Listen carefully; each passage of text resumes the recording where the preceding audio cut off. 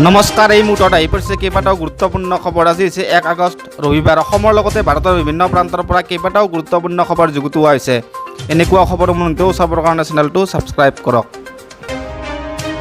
সীমান্তত কিদৰে মিজো দুৰ্বৃত্তই আক্ৰমণ কৰিছিল অসম আৰক্ষীক আহত গৃহৰক্ষী জোৱানে বৰ্ণনা কৰিলে শিহৰণকাৰী অভিজ্ঞতা। অসম মিজোৰাম সীমান্তত মিজোৰামৰ দুৰ্বৃত্তই কেনেদৰে আক্ৰমণ কৰিছিল অসম আৰক্ষীক আহত গৃহৰক্ষী জোৱান ৰঙিয়াৰ মহম্মদ মইনুল হকে বৰ্ণনা কৰিলে ঘটনাৰ সবিশেষ। যোৱা 26 জুলাইৰ আবেলি মিজোৰামৰ দুষ্কৃতিকাৰীয়ে হঠাতে আক্ৰমণ কৰিছিল অসম আৰক্ষীৰ ওপৰত। হাতে হাতে অত্যাধুনিক মৰণাস্ত্ৰ দা লাঠি লৈ আক্ৰমণ কৰিছিল সীমান্তত কৰ্তব্যৰত অসম আৰক্ষীৰ জোৱানৰ ওপৰত।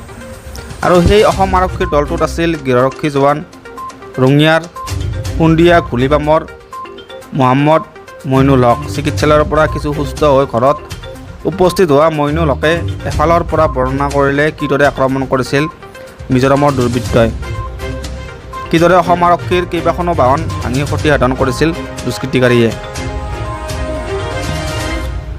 মহম্মদে কয় যে সেই সময়ত মিজো দুষ্কৃতিকাৰীৰ তুলনাত অসম আৰক্ষীৰ সংখ্যা কম হোৱাৰ বাবে ঘটনাৰ উচিত প্ৰত্যুত্তৰ দিব নোৱাৰিলে। উল্লেখ্য যে অসম মিজোৰাম সীমান্তত মিজোৰামৰ দুৰ্বৃত্তৰ বৰ্বৰ আক্ৰমণত গুৰুতৰভাৱে আহত হৈছিল ৰঙিয়াৰ গৃহৰক্ষী জোৱান। কেইবাজনো শিলচৰ মেডিকেল কলেজ হস্পিটেলত চিকিৎসাধীন অৱস্থাত আছিল গৃহৰক্ষী জোৱানজন। অচিৰে ৰেলৱেৰ 1,03,000 গ্ৰুপ ডিৰ পদত নিযুক্তি, শীঘ্ৰে পৰীক্ষাৰ তাৰিখ ঘোষণাৰ সম্ভাৱনা। ৰেলৱে নিযুক্তি বৰ্ডৰ গ্ৰুপ ডিৰ পৰীক্ষাৰ জাননী অচিৰে প্ৰকাশ পোৱাৰ সম্ভাৱনা আছে। 2019 চনৰ অক্টোবৰতে অনুষ্ঠিত হ'ব লগা পৰীক্ষাটো সময়মতে অনুষ্ঠিত নহ'ল। পিছত কৰোনাৰ কাৰণে এই পৰ্যন্ত স্থবিৰ হৈ আছে ৰেলৱেৰ গ্ৰুপ ডিৰ পৰীক্ষা। RRB NTPC পৰীক্ষা সমাপ্ত হোৱাৰ পিছত গ্ৰুপ ডিৰ পৰীক্ষা অনুষ্ঠিত হোৱাৰ সম্ভাৱনা আছে। 2019 মাৰ্চ মাহতে ৰেলৱেৰ 1,03,000 গ্ৰুপ ডিৰ পদত নিযুক্তিৰ বাবে বিজ্ঞাপন দিয়া হৈছিল, কিন্তু এতিয়ালৈ এই নিযুক্তিৰ বাবে পৰীক্ষাৰ দিন ঘোষণা কৰা হোৱা নাই।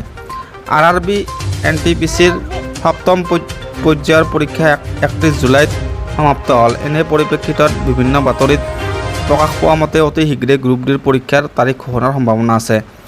অৱশ্যে এই পৰ্যন্ত ৰেলৱে ৰিক্ৰুইটমেণ্ট বৰ্ডৰ তৰফৰ পৰা কোনো ধৰণৰ তথ্য প্ৰকাশ কৰা নাই।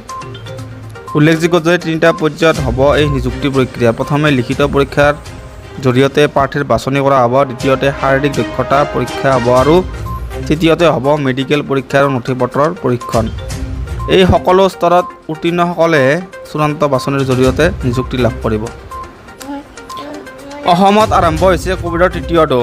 ৰাজ্যত ক্ৰমাৎ বৃদ্ধি হৈছে শিশু কোভিড ৰোগী। লখিমপুৰত উদ্বেগজনকভাৱে কোভিডত আক্ৰান্ত শিশু কিশোৰ। বৰ্তমানেও 24 ঘণ্টাই কণ্টেইনমেণ্টত আছে লখিমপুৰ জিলা। এই পৰ্যন্ত জিলাখনত 720 গৰাকী শিশু কিশোৰ আক্ৰান্ত হৈছে কোভিডত। চিকিৎসাধীন হোৱা শিশু কিশোৰৰ সংখ্যা এনেধৰণৰ: 0ৰ পৰা 5 বছৰ বয়সৰ 128 গৰাকী, 6ৰ পৰা 12 বছৰ বয়সৰ 247 গৰাকী, 13ৰ পৰা 18 বছৰ বয়সৰ 345 গৰাকী। ইয়াৰ 82 গৰাকী উত্তৰ লখিমপুৰ অসামৰিক চিকিৎসালয়ত ভৰ্তি। বৰ্তমান জিলাখনত সক্ৰিয় ৰোগীৰ সংখ্যা 58 গৰাকী। এই তথ্য কেন্দ্ৰক অৱগত কৰিছে স্বাস্থ্যমন্ত্ৰী কেশৱ মহন্তই।